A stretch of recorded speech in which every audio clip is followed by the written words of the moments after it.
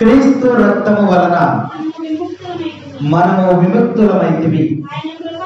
ఆయన కృప ఐశ్వర్యములచే మన పాపములు క్షమింపబడినాయి. Praise the lord, praise the lord, praise the Lord. తండ్రి వందనం, తండ్రి స్తోత్రం, యేసువా వందనం, యేసువా స్తోత్రం. Praise the lord, praise the lord, praise the Lord. Kristu రక్తము వలన మనము విముక్తులమైతివి. అంటే క్రీస్తు రక్తము మనకి విడుదల కలగజేస్తాము. క్రీస్తు రక్తము మనకి విమోచన కలగజేస్తాము. క్రీస్తు రక్తము మనకి క్షమాపణ కలగజేస్తాము. క్రీస్తు రక్తములో క్షమాపణ ఉంది, క్రీస్తు రక్తములో విమోచన ఉంది, క్రీస్తు రక్తములో మనకి విడుదల ఉందని ఈరోజు ఎఫ్సీల సంఘానికి క్రీస్తు ప్రభు లేఖలో తెలియజేస్తూ ఉన్నారు. ఒక కుర్రవాడు ఒక పావురాన్ని పెంచుకుంటున్నాడట. ఆ పావురానికి రోజు చక్క గింజలేసి, మేతేసి, ఆహారం పెట్టి, నీరు పెట్టి చక్కగా ఆ యొక్క పావురాన్ని ఎంతో జాగ్రత్తగా పెంచుకుంటూ ఉన్నాడు. ఆ పావురాన్ని ప్రేమిస్తూ ఉన్నాడు. ఆ పావురం అంటే తనకు చాలా ఇష్టం. అందుకనే ప్రతి దినము కూడా దాని యొక్క బాగోగులు చూస్తూ తనని పెంచుకున్నటువంటి పావురము ఒక రోజు అలా పొలంలోనికి బయటకు వెళ్ళినప్పుడు ఒక వేటగాడు వచ్చి వలేస్తే ఆ వలలో పడిపోయింది. పావురం ఇంకా రాలేదేంటి ఇంటికని, పావురం ఏదని ఆ కుర్రవాడు చూసుకున్నప్పుడు ఆ పావురం ఎవరి దగ్గర ఉంది? వేటగాడి చేతిలో చూశాడు. ఈ పావురము నాది అన్నాడు. ఈ పావురము నాది అన్నాడు. నీది ఎలా అవుతుంది? పావురము నా దగ్గర ఉంది కాబట్టి ఇది నాది. నేను వల వేసి పావురాన్ని పట్టుకున్నాను కాబట్టి ఇది నాది అన్నాడు. కాదు, ఈ పావురానికి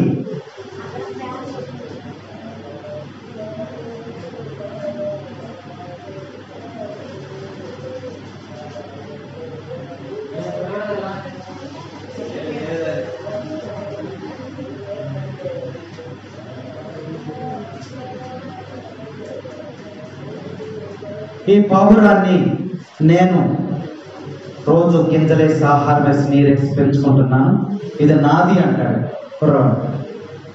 వాడు పట్టుకున్నాను కాబట్టి ఇది నాది అంటాడు. ఇవ్వనంటున్నాడు. నువ్వు వేస్తావా? నేను ఇవ్వను. పిల్లవాడు ఏడుస్తూ ఉన్నాడు. ఏడ్చి నువ్వు పావురాన్ని ఏం చేస్తావని అడిగి, ఏం చేస్తాను? పావురాన్ని కోసుకుని కూర వండుకుని తింటాను అన్నాడు. అప్పుడు పిల్లవాడు ఏడవడం మొదలుపెట్టాడు. అయ్యో, నేను దాన్ని ఎంతో ప్రేమగా పెంచుకున్నాను నా పావురాన్ని, నువ్వు ఆ పావురాన్ని కోసేస్తానంటే కుదరదు, నా పావురం నాకు ఇచ్చేయి అని పిల్లవాడు బాగా ఏడుస్తున్నాడు. ఏడిసి వాడిని వదిలిపెడతారు వేటగాడిని. చివరికి ఆ పిల్లవాడు అంటున్నాడు, ఆ పావురము నువ్వు నాకు ఇవ్వాలంటే నేనేం చేయాలి అని అడిగాడు. అడిగితే వాడు అన్నాడు, వేటగాడు, ఒక బాటిల్ రక్తాన్ని ఇస్తే నీ పావురము నీకు ఇచ్చేస్తానన్నాడు. ఒక బాటిల్ రక్తాన్ని నువ్వు ఇస్తే నీ పావురాన్ని తిరిగి నీకు ఇచ్చేస్తానన్నాడు. పిల్లవాడు వెంటనే నిస్సందేహముగా ఏమి ఆలోచన చేయకుండా తన వేలును కోసుకుని ఆ రక్తం అంతా కూడా ఇందులో పట్టాడు. ఒక బాటిల్లోనికి పట్టి మూత పెట్టి, ఇదిగో నా రక్తాన్ని ఒక బాటిల్ నీకు ఇస్తూ ఉన్నా, నా పావురాన్ని నాకు ఇచ్చేయమని చెప్పేసి అడిగాడు. వెంటనే వాడు ఏం చేశాడు? ఆ రక్తాన్ని తీసుకుని ఆ పావురాన్ని వదిలిపెట్టాడు. Praise the lord, praise the lord, praise the Lord. Yesu ప్రభు వారు కూడా తన రక్తాన్ని హెచ్చించి, తన రక్తాన్ని వెలయించి, తన రక్తాన్ని చెల్లించి నీకు విడుదల కలగజేశాడు. Praise the lord, praise the Lord. తన రక్తాన్ని చెల్లించి నీకు విమోచన కలగజేస్తాడు. Praise the Lord, praise the Lord. తన రక్తాన్ని హెచ్చించి నీకు క్షమాపణ దయచేస్తాడు. Praise the Lord, praise the Lord. Yesu రక్తములో క్షమాపణ ఉన్నదని వాక్యం మనకి హెచ్చరిక చేస్తూ ఉంది. ఎఫెసీయులకు రాసిన లేఖ 1:7 చూస్తే ఆయన తన రక్తము చేత, తన పవిత్రమైన రక్తము చేత, శ్రేష్టమైనటువంటి రక్తము చేత మనల్ని హెచ్చించి మనకి విడుదల కలగజేస్తాడని వాక్యం మనకి హెచ్చరిక చేస్తా ఉంది.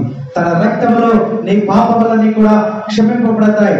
ఎంత ఘోర పాపమైనా కూడా యేసుక్రీస్తు యొక్క రక్తములో కడగబడినప్పుడు అంత కూడా నీకు విడుదల కలుగుతుందని ఈ యొక్క వాక్యం మనకి తెలియజేస్తా ఉంది. ఎంత ఘోర పాపమైనా సరే, ఈ మానవుడు తలపెట్టినటువంటి ఎంత ఘోర పాపమైనా సరే యేసు రక్తము చేత అవేం చేస్తామా కడిగివేయబడుతుందని వాక్యం మనకి హెచ్చరిక చేస్తా ఉంది. యేసు రక్తము రక్తము రక్తము, యేసు రక్తము రక్తము రక్తము, యేసు రక్తము రక్తము రక్తము, యేసు రక్తము రక్తము రక్తము, యేసు రక్తము, యేసు రక్తము రక్తము రక్తము, యేసు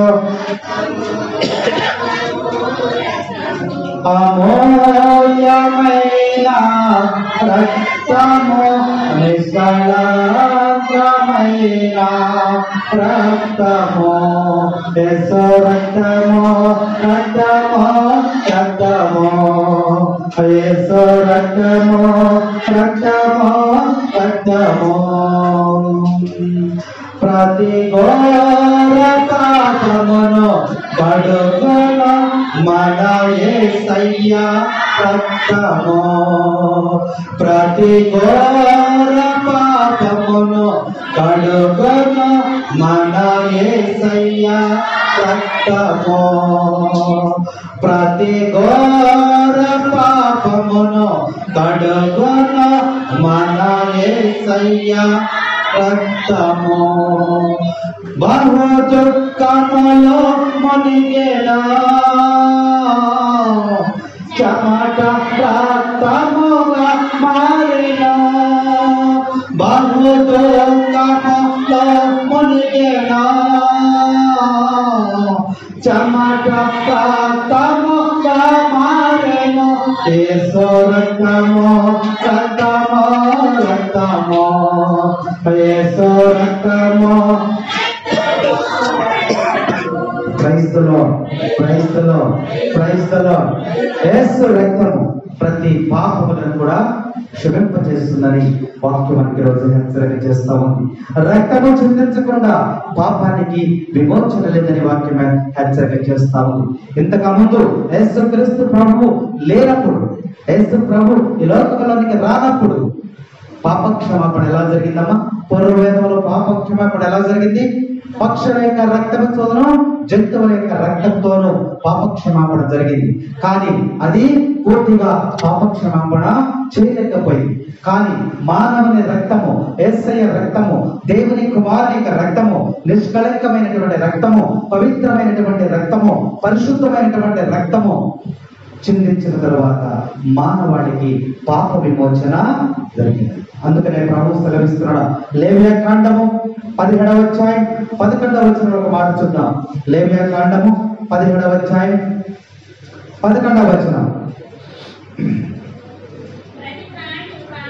ప్రతి ప్రాణి ప్రాణము దాని నెత్తురులో ఉన్నది. రక్తంలో ఏముందంట?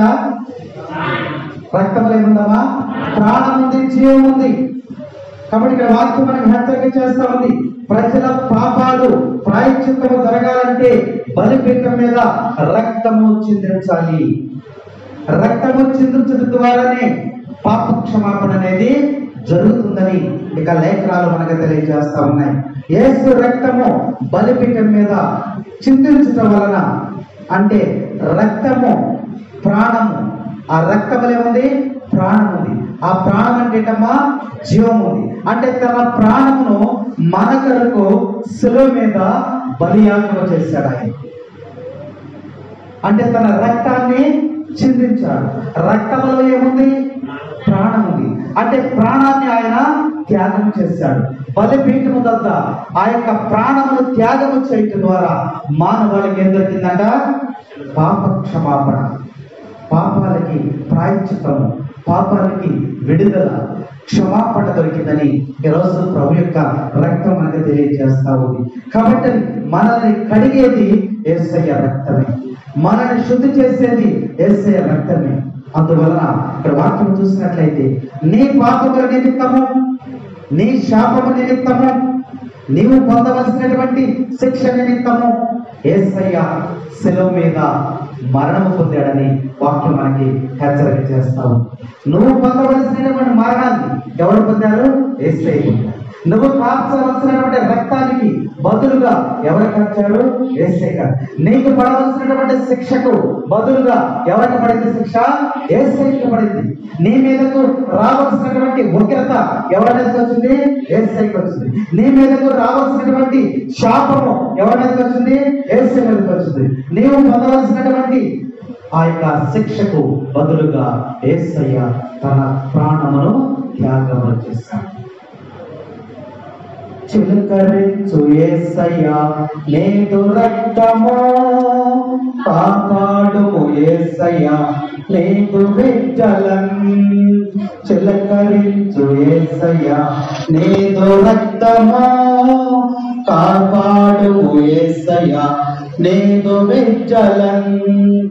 ఎచ్చటకి వెళ్ళినా మాకు విజయమే, ఎచ్చటకు వెళ్ళినా మాకు విజయమే. నీదు రాజ్యము యేసయ్యా వచ్చునుగాక, నీదు రాజ్యము యేసయ్యా వచ్చునుగాక. చిలకరించు యేసయ్యా నీదు రక్తమా. చెప్పండి పడదామా? పడదామా? చిలకరించు యేసయ్యా నీదు రక్తము, కాపాడుము యేసయ్యా నీదు విఠల. ఎచ్చటకి వెళ్ళినా మాకు విజయమే, ఎచ్చటకి వెళ్ళినా మాకు విజయమే. నీదు రాజ్యము యేసయ్యా వచ్చునుగాక, నీదు రాజ్యము. పాపులము మేమయ్యా కనికరించుమా, నీదు రక్తంతో మమ్ము శుద్ధి చేయుమా. పాపులము మేమయ్యా కనికరించుమా, నీదు రక్తంతో మమ్ము శుద్ధి చేయుమా. సైతాను తంత్రములు జయించుటకునా, సైతాను తంత్రములు జయించుటకునా. చిలకరించు మాపై నీదు రక్తము, చిలకరించు మాపై నీదు రక్తము. చిలకరించు యేసయ్యా నీదు రక్తము, కాపాడుము యేసయ్యా నీదు విఠల. క్రైస్తలో క్రైస్తలో తండ్రి వందనం, తండ్రి స్తోత్రం, యేసువా వందనం, యేసువా స్తోత్రం. క్రైస్తలో క్రైస్తలో క్రైస్తలో క్రీస్తు రక్తము చేతనే నీకు విమోచన, క్రీస్తు రక్తము చేతనే నీకు విడుదల, క్రీస్తు రక్తము చేతనే నీకు క్షమాపణ ఉంటుంది. ఈరోజు లేఖనాలు మనకి తెలియజేస్తూ ఉన్నాయి. కాబట్టి దివ్య పూజలో మనం పాల్గొనినప్పుడు మనం ఏం చెప్తా ఉంటాం? ఫాదర్ గారు ఏమంటారు? తన క్రీస్తు ద్రాక్షారసము ఒక పాత్రలో తీసుకొని పైకెత్తి ఏమంటారు? మీరందరూ దీన్ని తీసుకొని పానము చేయుడు, ఏలైనా ఇది నూతన నిత్య నిబంధన యొక్క నా రక్తపు పాత్రం. ఇది మీ కొరకును ప్రజలందరి కొరకును పాప పరిహారమునకై చింతబడు, దీనిని నా జ్ఞాపకార్థము చెయ్యి. ఇది ఫాదర్ గారిగా చెప్పేది, మనకు సంబంధం లేదు. అవునా అవునా అంతేనా? ఏమంటున్నారు? అది నిత్య నూతన నిబంధన. ఇది క్రీస్తు ప్రభువు మానవాళితో ఏర్పరచుకున్నటువంటి నూతనమైనటువంటి నిబంధన. ఇది నీ కొరకును ప్రజలందరి కొరకును. దేనికోసం? అది పాప పరిహారమునకై చిందించబడెను, దారపోయబడెను. యేసుక్రీస్తు ప్రభు తన రక్తమును దారపోసాడు. ఎవరి కోసము? ఎవరి కోసము? నా కోసమే. నా పాపముల నిమిత్తమై ఆయన శిలువ మీద రక్తమును దారపోసాడు. అదే దివ్య పూజలో ఫాదర్ మనకి అభిషిక్తులైనటువంటి గురువులు మనకు చెబుతూ ఉన్నారు. దీనిని ఏం చేయాలంట? నా జ్ఞాపకార్థము చేయడు. ఎవరి జ్ఞాపకార్థము? ఎవరి జ్ఞాపకార్థం? యేసు ప్రభు జ్ఞాపకార్థం. మనం తీసుకుంటాం, అప్పాలు తీసుకుంటాం, ద్రాక్షారసం తీసుకుంటాం. అక్కడికి వచ్చేస్తారు ఫాదర్ గారు. వచ్చిన తర్వాత లెగరు వాళ్ళు ఎప్పుడు లెగాలనుకుంటే అప్పుడు లేచి వస్తారు. తక్కువ అక్కడికి రాగానే లైన్ కట్టమని ఎన్నిసార్లు చెప్తున్నాను నేను? ఆ యొక్క శరీరము రక్తము స్వీకరించడానికి వేగిరమైనవు రావాలకి వచ్చి స్వీకరించడం చెప్తున్నాను. ఏమంటున్నారు? దీనిని నా జ్ఞాపకార్థము, నన్ను జ్ఞాపకం చేసుకో. ఎవరంటున్నారు అమ్మంటని? యేసయ్య అంటున్నాడు, నన్ను జ్ఞాపకం చేసుకో. ఏం జ్ఞాపకం చేసుకుంటాం? ఎప్పుడైనా జ్ఞాపకం చేసుకున్నాం మనం? వస్తాం, తీసుకోవటం, వెళ్ళిపోవటం, వెంటనే మాట్లాడేయడం పక్కన. మళ్ళీ ఆమె దొరకదు కదా, ప్రార్థన అయిపోయిందని వెళ్ళిపోద్దాం, పక్కన ఉండదు. మళ్ళీ ఆమెతో మాట్లాడాలంటే వాళ్ళ ఇంటికి వెళ్ళాలి. అందుకని పక్కనే ఉంది కాబట్టి వచ్చి క్రీస్తు యొక్క శరీర రక్తం తీసుకుని గబాక్కడికి వెళ్ళిపోయిన వెంటనే ఆమెతో మాట్లాడాలి. ప్రభు ఏమంటున్నాడు? దీనిని నా జ్ఞాపకార్థము చెయ్యి. ప్రభుని జ్ఞాపకం చేసుకోవాలి. దేవుని జ్ఞాపకం చేసుకోవాలి. నాకు పడవలసినటువంటి శిక్షను నువ్వు పొందేవయ్యా, నేను కార్చవలసిన రక్తము నువ్వు కార్చేవయ్యా, నేను ఉండవలసినటువంటి స్థానంలో నువ్వు నావయ్యా, నా కోసము నువ్వు ప్రాణత్యాగం చేస్తావయ్యా అని జ్ఞాపకం చేసుకోమని ప్రభు మనకి తెలియజేస్తూ ఉన్నాడు. అప్పుడు ఏం పడతావు? నువ్వు పాట ఏం పాట పడతావు?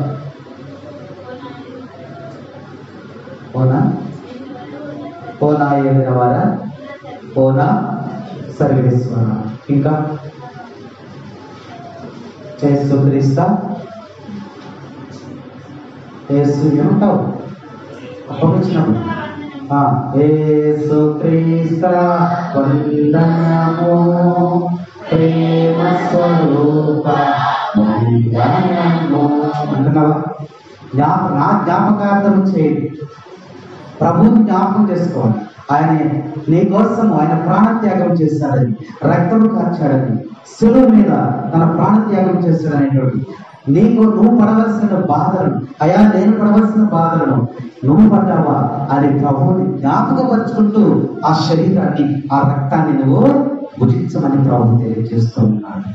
ఆరాధనా ఆరాధనా యేసయ్యా, ఆరాధనా ఆరాధనా ఆరాధనా, పరలోక ఆరాధనా ఆరాధనా ఆరాధనా.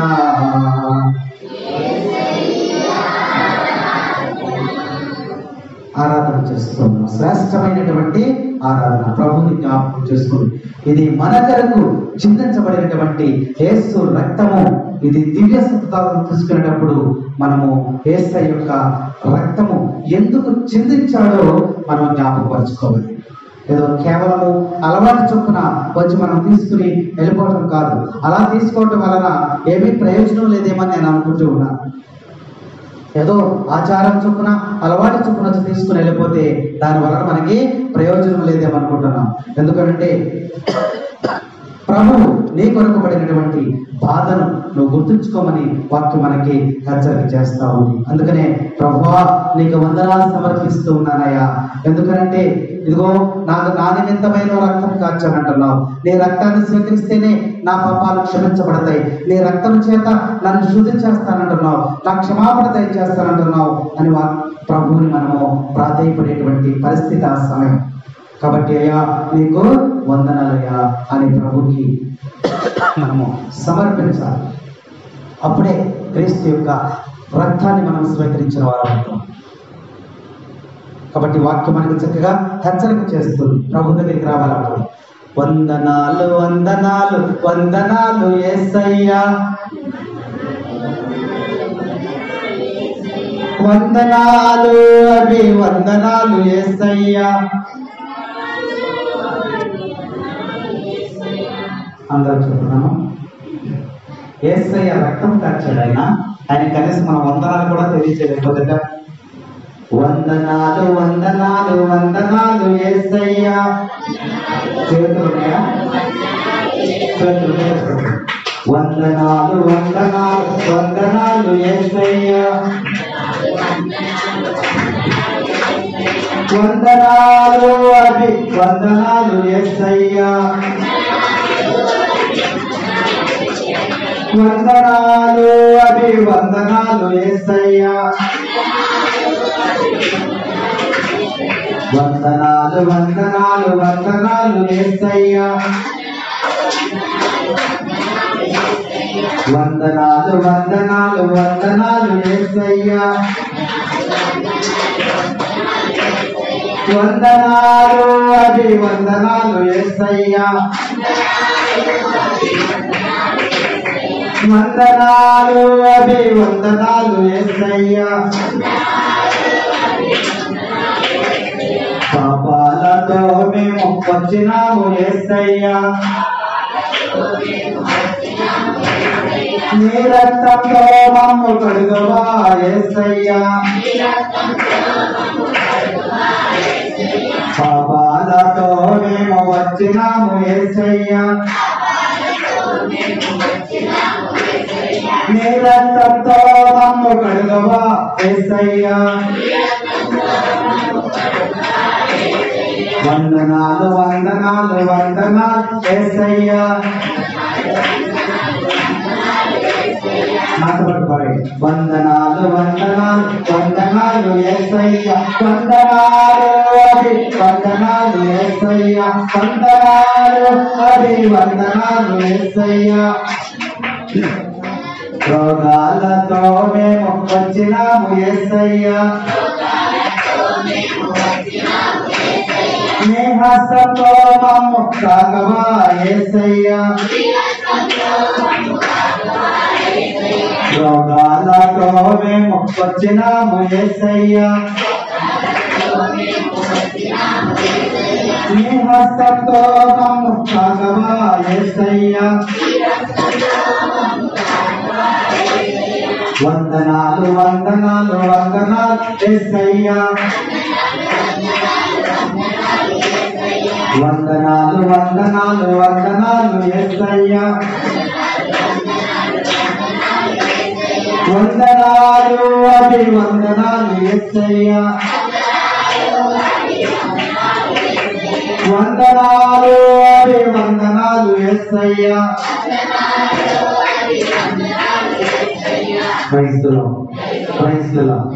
ప్రభుకి వందనాలు సమర్పించాలి. అయ్యా నీ దగ్గరికి వచ్చాను, నీ రక్తంతో నన్ను శుద్ధి చేయి, నా పాపాలని కూడా లేవని ప్రభువుని నువ్వు జ్ఞాపకపరచుకోవాల్సినటువంటి సమయం. రక్తము నీలోనికి వచ్చినప్పుడు ఏమొచ్చినట్టు? నీలోనికి రక్తంలో ఏముంది? క్షమాపణ ఉంది, విడుదల ఉంది, విమోచన ఉంది. లేవియా కాండం ప్రకారం రక్తంలో ఏముంది? ప్రాణం ఉంది. కాబట్టి యేసుక్రీస్తు యొక్క రక్తాన్ని నువ్వు స్వీకరించినప్పుడు నీలోనికి ఏమొచ్చింది? ప్రాణం వచ్చింది. ఎవరి ప్రాణం వచ్చింది? యేసయ్య ప్రాణం నీలోనికి వచ్చింది. యేసయ్య జీవము నీలోనికి వచ్చింది. ఆ ప్రాణాన్ని పొందినటువంటి నీవు యేసయ్య జీవాన్ని పొందినటువంటి నీవు ఎలా ఉండాలి? యేసయ్య స్వభావాన్ని నీవు కలిగి ఉండాలి. యేసయ్య స్వభావం ఏమిటి? యేసయ్య స్వభావం ఏమిటి? యేసయ్య రక్తంలో ఏముంది? క్షమాపణ. యేసయ్య రక్తంలో ఏముందమ్మా? శిలువ మీద రక్తము కార్చేటువంటి సమయంలో యేసయ్య పలికిన మాట ఏంటి? తండ్రి, వీరేమి చేయుచున్నారో వీరు ఎరుగరు కనుక వీరిని. యేసయ్య రక్తంలో క్షమాపణ ఉంది. ఆ క్షమాపణను బట్టి వారిని ప్రేమిస్తూ ఉన్నాడు. ప్రేమిస్తేనే క్షమించగలం, ప్రేమ లేకపోతే క్షమించగలం. ఎవరైనా ఒక వ్యక్తిని మనం క్షమిస్తున్నామంటే మనలో ఏముందమ్మా? ప్రేమ ఉంది. ప్రేమ లేకపోతే నువ్వు క్షమించలేవు. కాబట్టి యేసుక్రీస్తు యొక్క రక్తాలను స్వీకరించిన తర్వాత నీలో ఏముండాలి? క్రీస్తు యొక్క స్వభావం ఉండాలి. అది క్షమించేటువంటి స్వభావం అయి ఉండాలి. అది ప్రేమించేటువంటి స్వభావం అయి. నా రక్తమును తినండి అన్నాడా? నా రక్తమును త్రాగండి అన్నాడా? ఏమన్నారు? తాగమన్నారా, తినమన్నారా? లేవియ కాండము 17వ అధ్యాయము 12వ వచనం.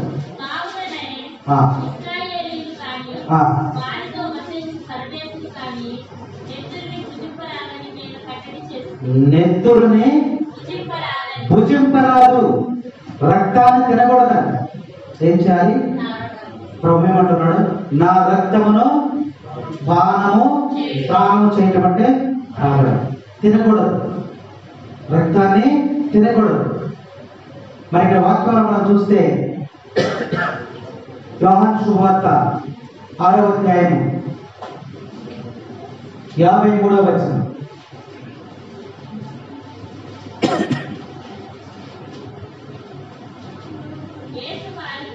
యేసు వారికి మీరు మనుష్య కుమారుని యొక్క శరీరమును భుజించి ఆయన రక్తమును త్రాగిననే తప్ప మీలో జీవం ఉండదు అని నేను నిశ్చయముగా చెప్పుతున్నా. ప్రభు చెప్తున్నాడు, చూడండి. ఆయన రక్తమును పానము చేస్తేనే తప్ప నువ్వు పరలోకానికి వెళ్తావు, నిత్య జీవం పొందదు. ఆయన రక్తమును పానము చేయకపోతే నీకు నిత్య జీవము లేదు. పరలోకము నుండి దిగి వచ్చినటువంటి ఆహారమును నేనే, నన్నెవడని భుజించని ఎడల వాడికి నిత్య జీవము లేదంట. యేసుక్రీస్తు యొక్క రక్తమును నీవు పానము చేయాలి. రక్తము శరీరంలోంచి బయటకు వచ్చింది అనుకోండి. రక్తము శరీరంలోంచి బయటకు వచ్చింది, ఎలా ఉంటుంది?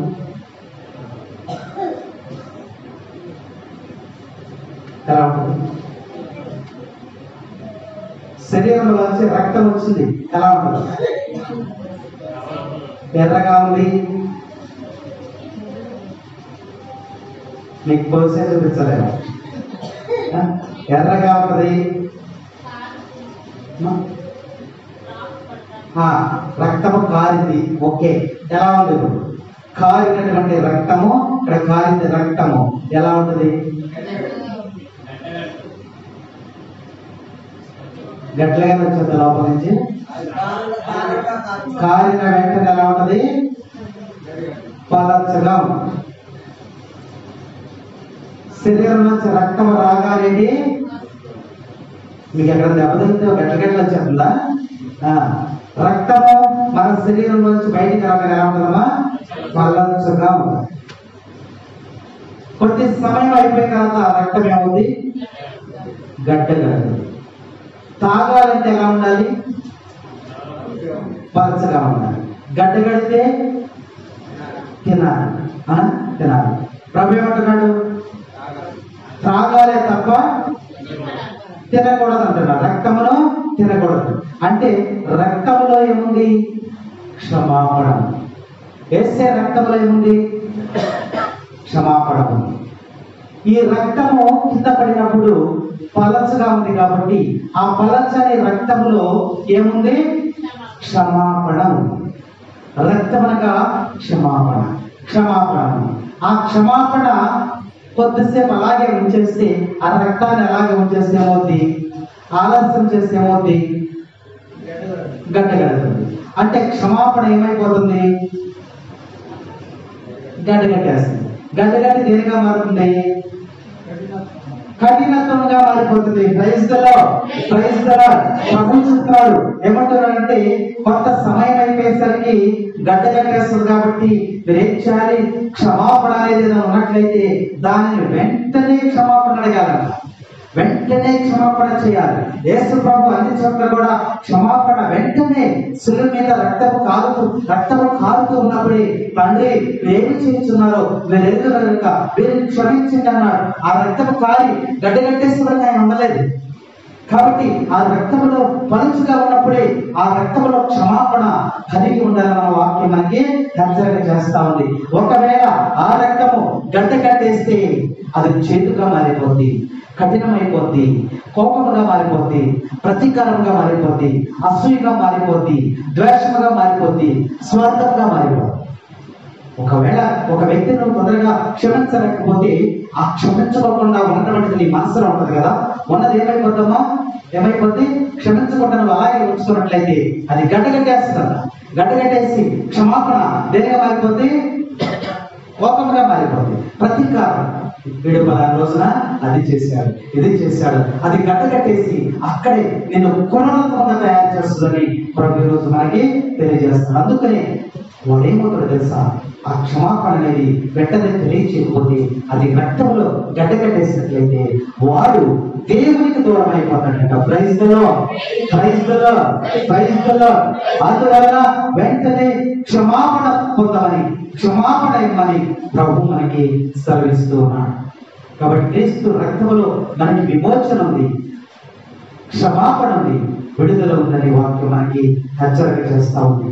మన పాపములకు, మన అపరాధములకు ఒక క్షమాపణ మనకి దొరుకుతా ఉందని వాక్యం మనకి హెచ్చరిక చేస్తా ఉంది. ప్రతి పాపాన్ని కూడా యేసు రక్తము కడిగి వేస్తుందని వాక్యం మనకి హెచ్చరిక చేస్తా ఉంది. కడిగేటువంటి శక్తి యేసయ్య రక్తములో ఉందని వాక్యం మనకి హెచ్చరిక చేస్తా ఉంది.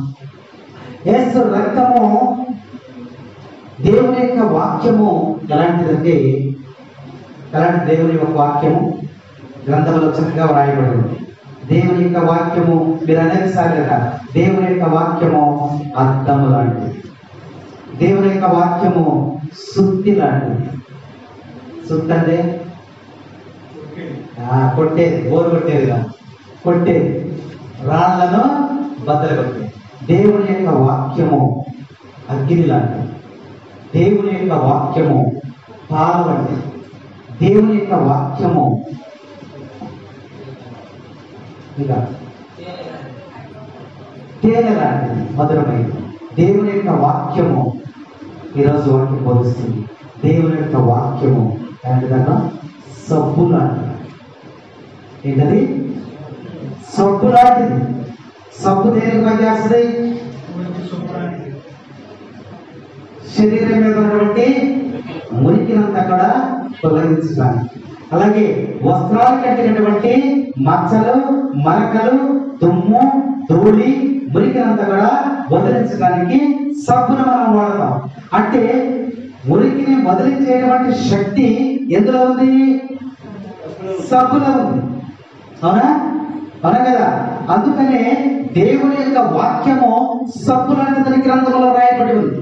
కాబట్టి మన ఆత్మకు పట్టినటువంటి ఆ యొక్క మురికంతా కూడా వదిలిపోవాలంటే యేసుక్రీస్తు యొక్క రక్తము చేత కడగబడినప్పుడు నువ్వు శుద్ధి చేయబడతావని వాక్యం మనకి హెచ్చరిక చేస్తాము. ఒక ఆయన సబ్బుల కంపెనీలో పనిచేస్తున్నాడు. ఎక్కడమ్మా? సబ్బుల కంపెనీలో పనిచేస్తున్నాడు. పత్తి చేయ డ్యూటీకి వెళ్ళిపోతున్నాడు. సాయంత్రానికి ఇంటికి తిరిగి వస్తున్నాడు. అలాగే మనవాళ్ళు కూడా చాలా మంది డ్యూటీకి వెళ్తాము. ఉదయం చక్కగా ఉతికిన బట్టలు అన్నీ వేసుకుని వెళ్తారు. సాయంత్రం వచ్చేసరికి ఏమైపోతామా? ఏమైపోతున్నాయి? మాసిపోతుంది, మరికి అయిపోతుంది. దానికి సబ్బుతో కడిగి శుభ్రం చేస్తాం. ఏదైనా ఎక్కడ పనిచేస్తున్నాడు? సబ్బుల కంపెనీలో పనిచేస్తున్నాడు. సబ్బుల కంపెనీలో పనిచేసే బట్టలు కూడా దొరుకుతాయా?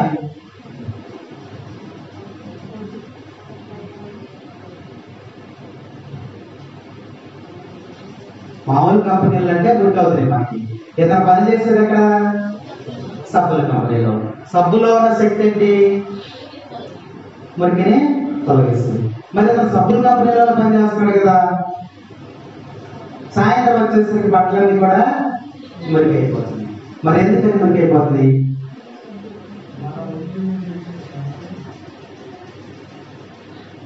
శక్తి ఎందులో ఉంది?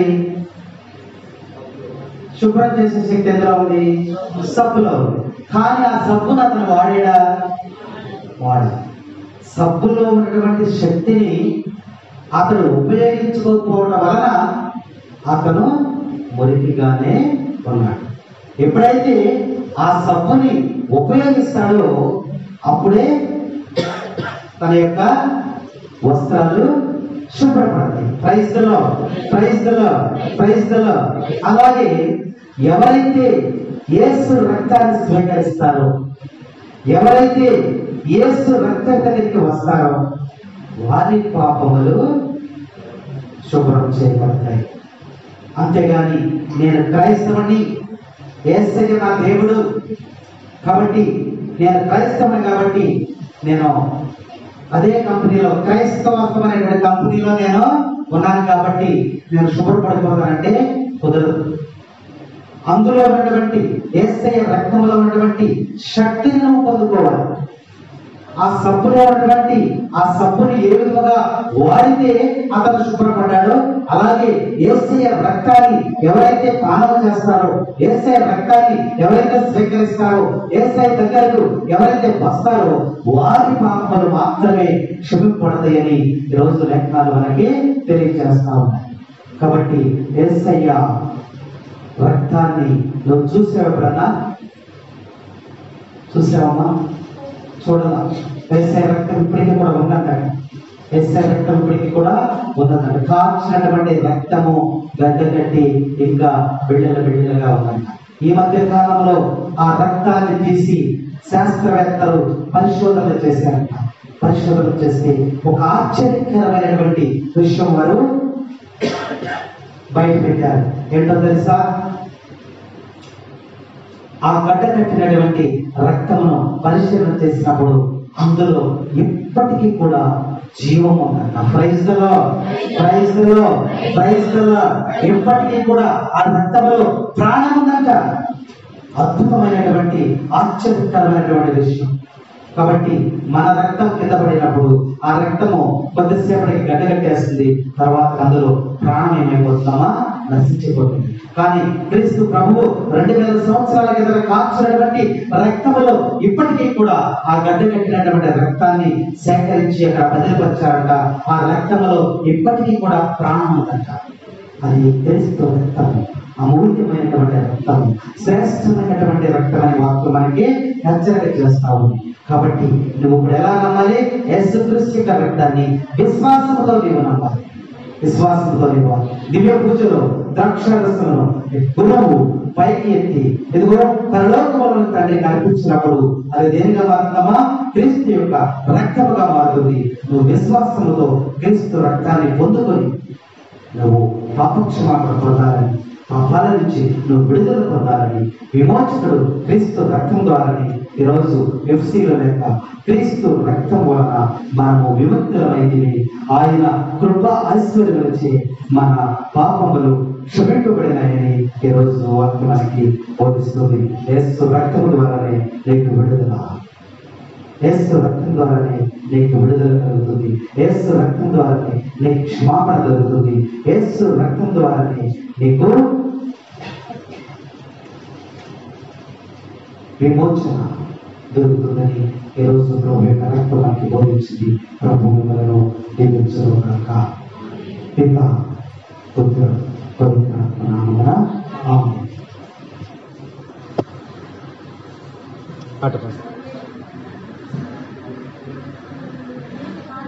చిన్న పాట పాడండి.